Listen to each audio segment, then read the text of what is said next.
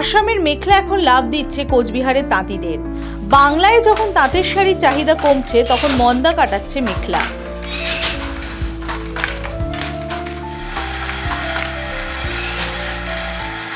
বহু তাঁতি পেশা বদলাতে বাধ্য হয়েছেন। কেউ কেউ নতুনভাবে তাঁত শিল্প টিকিয়ে রাখার চেষ্টা করছেন। নাটাবাড়ির মালতী ও সুজিত দাস খুঁজে পেয়েছেন বিকল্প পথ। শাড়ি বোনা ছেড়ে তারা এখন মেখলা বুনছেন। এতে মোটামুটি লাভ পাচ্ছেন। মেখলা সাধারণত সিল্কের সুতো দিয়ে তৈরি হয়, কিন্তু এখন সুতির সুতো দিয়েও তৈরি হচ্ছে। আগে এক একটি শাড়ির জন্য 190 থেকে 200 টাকা করে পেতেন, যা টিকে থাকার জন্য যথেষ্ট ছিল না। কিন্তু বর্তমানে তারা এক একটি মেখলা 850 টাকা থেকে শুরু করে 8000 টাকা পর্যন্ত বিক্রি করতে পারছেন। আসামে এর ভালো বাজার তৈরি হয়েছে।